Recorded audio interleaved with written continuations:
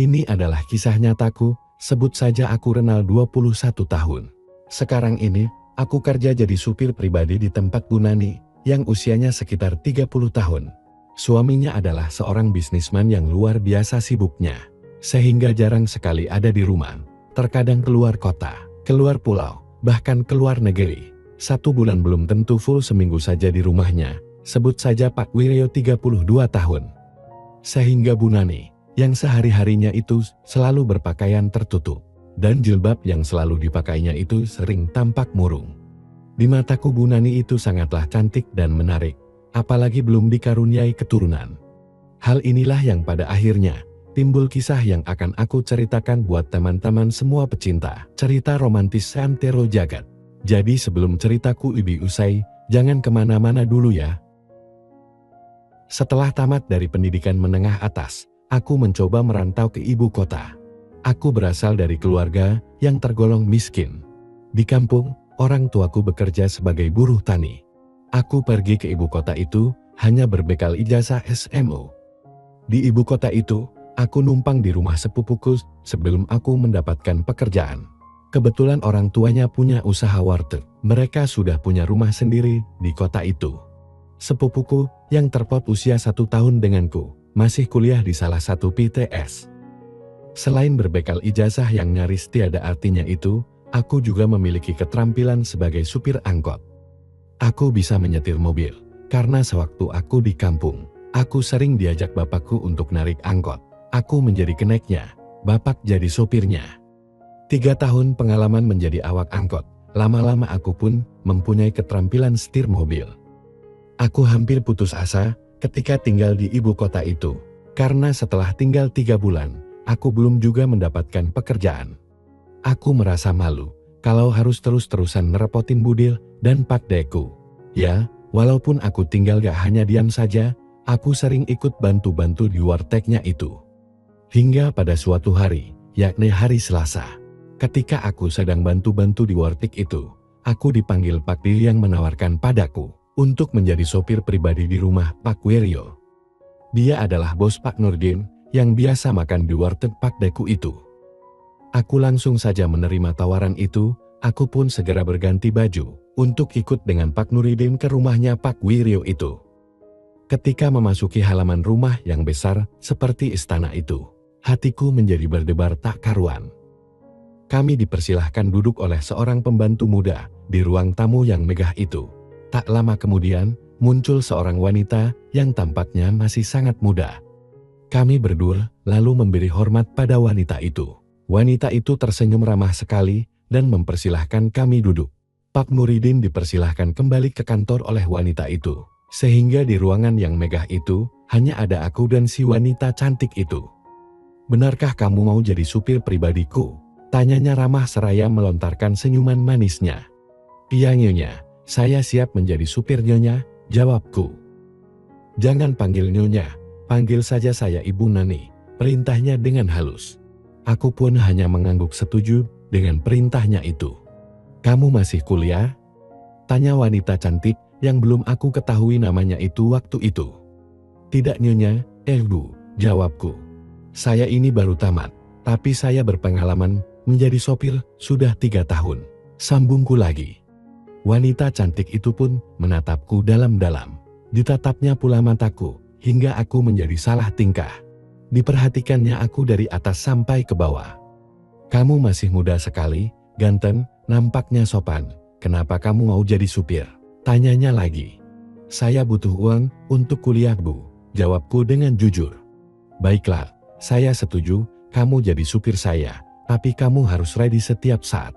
Karena suamiku jarang sekali berada di rumah." "Gimana?" "Oke, jelasnya." "Saya siap Bu," jawabku dengan penuh semangat, karena aku senang sekali mendapatkan pekerjaan itu. "Kamu setiap pagi harus sudah ready di rumah ini pukul 6 pagi, lalu antar saya ke tempat fitness. Setelah itu antar saya ke salon, belanja, atau kemana saya suka. Kemudian setelah sore kamu boleh pulang. Gimana siap?" lanjutnya. "Saya siap Bu," jawabku. "Oh iya, siapa namamu?" ucapnya sambil mengulurkan tangannya. Spontan aku pun menyambut dan memegang telapak tangannya. Kami kemudian bersalaman. "Saya Renal, Bu," jawabku. Akhirnya aku mengetahui kalau wanita cantik itu bernama Bu Nani, istri dari Pak Wiryo yang saat itu sedang pergi ke luar negeri. Singkat cerita, aku pun mulai bekerja di rumah Pak Wiryo itu.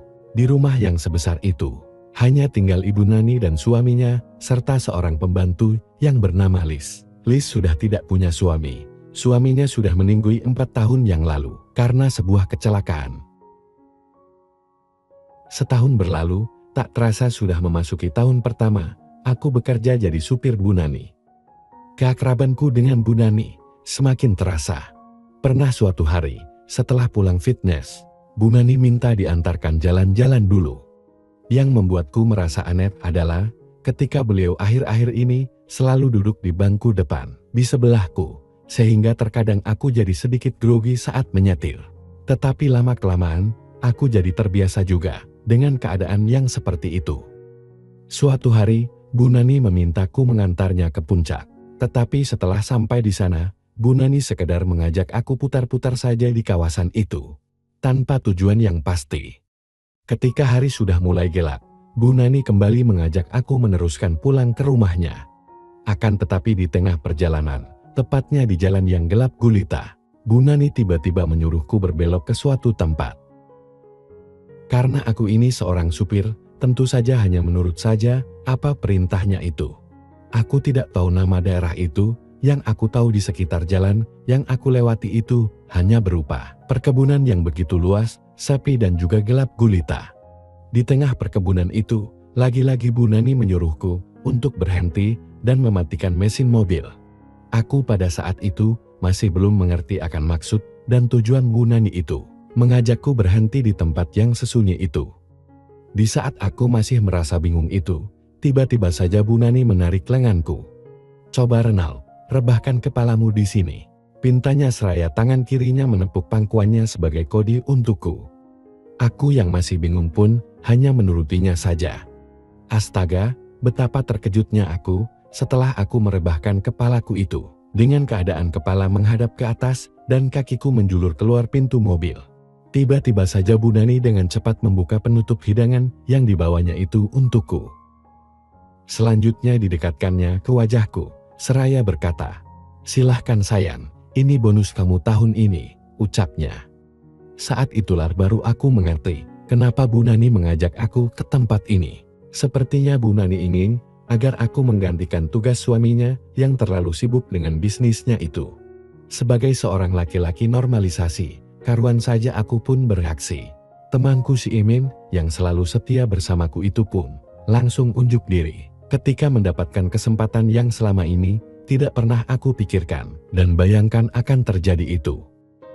Tanpa banyak tanya lagi, aku pun segera menuruti apa yang menjadi keinginan majikanku yang cantik dan menawan itu yang terlalu sering ditinggal dan dianggurkan saja oleh suaminya.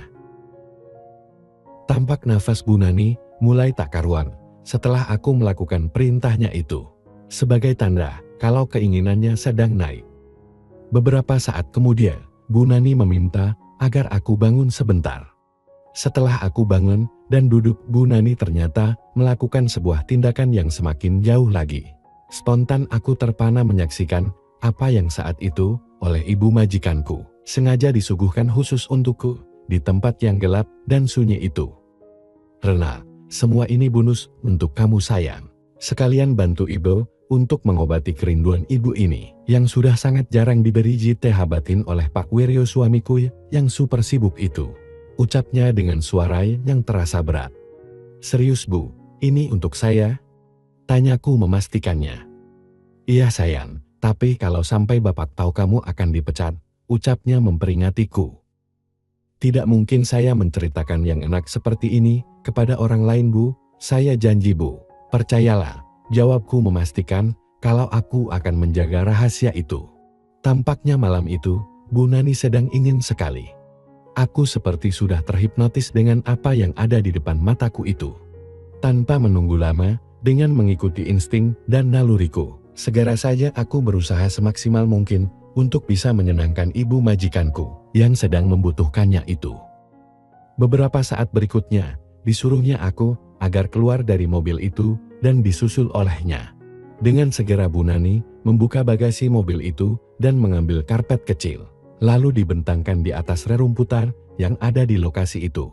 Selanjutnya, dia memposisikan diri di atas karpet itu dan berucap, "Ayo sayang, jangan sia-siakan kesempatan ini. Aku sayang kamu Renal," ucapnya setengah berbisik. Aku tak menjawabnya, tetapi aku memilih untuk langsung melakukan perintahnya itu. Sedikit berkata, banyak bekerja. Setelah aku mempersiapkan diri, segera aku bergerak cepat untuk mengantarkan ibu majikanku itu ke puncak yang lebih tinggi di malam yang indah itu. Dengan telaten sekali, Bu Nani meraihnya dan mengarahkannya pada tempat yang semestinya. Maklum, itu adalah pengalaman pertamaku, sehingga aku perlu sedikit bimbingan dan pengarahan. Malam itu dengan sukacita, aku memberikan keaslianku itu untuk Ibu Nani yang sangat memerlukannya. Di tengah kebun yang gelap dalam suasana malam yang remang-remang oleh sinar bintang-bintang di langit. Sungguh sebuah pengalaman yang tidak akan pernah bisa aku lupakan seumur hidupku. Malam itu aku bertekad harus bisa membuat ibu majikanku itu mendapatkannya berulang kali, supaya dia tidak kecewa denganku. Dengan segenap daya dan upayaku, aku berusaha untuk terus menahan. Jangan sampai aku kebobolan sebelum Bu Nani benar-benar bahagia di malam itu. Dan untunglah usahaku itu berhasil, sehingga di malam yang romantis itu, Bu Nani mendapatkannya sebanyak 2 kali, dan pada yang ketiga kalinya itu, berbarengan denganku. "Sayang, kuat amat kamu," ucap Bu Nani sambil mencubit pipiku. "Saya hanya berusaha untuk membuat Ibu benar-benar merasakan kebahagiaan malam ini," sahutku. "Terima kasih sayang," sahutnya tersipu. Setelah kami cukup dalam beristirahat, selanjutnya kami berdua membersihkannya hanya dengan kertas tisu dan air seadanya saja. Sejak yang pertama di malam itu, aku dan Bu Nani semakin sering berpergian keluar kota. Beliau pun semakin sayang saja padaku. Uang mengalir terus ke rekeningku, walaupun sebenarnya aku tanpa pernah meminta bayaran untuk kerjaku yang satu itu. Bahkan Bu Nani juga menyanggupi untuk membiayai kuliahku hingga tamat. Asalkan aku mau berjanji untuk tetap selalu bersama Bu Nani yang cantik itu, dikala suaminya tidak ada. Terkadang kalau suaminya ada di rumah, aku merasa cemburu juga. Tetapi ketika hal itu, aku sampaikan ke Bu Nani, dia mengatakan kalau suaminya itu tidak sekuat aku. Sehingga aku semakin senang dengan pujiannya itu. Bu Nani tidak lagi memusingkan suaminya yang jarang ada di rumahnya itu. Bahkan Bu Nani juga meminta izin pada Pak Wiryo agar aku tinggal di rumahnya itu. Sehingga semakin leluasalah kegiatan kami berdua itu. Seiring berjalannya waktu, Bu Nani pun kebobolan. Dia demikian, dan menurutnya itu adalah hasil dari jerih payahku, bukan jerih payah suaminya.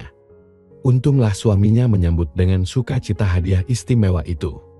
Singkat cerita, terhadirlah seorang putri yang cantik dan lucu, yang sangat mirip dengan Bu Nani. Sehingga suaminya tidak ada curiga sedikit pun kalau itu bukan hasilnya.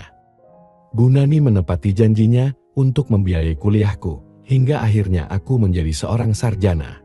Selanjutnya Bu Nani meminta pada suaminya agar aku bisa bantu-bantu kerja di kantornya. Tetapi dengan syarat, aku tidak boleh disuruh bekerja seperti dirinya yang jarang pulang.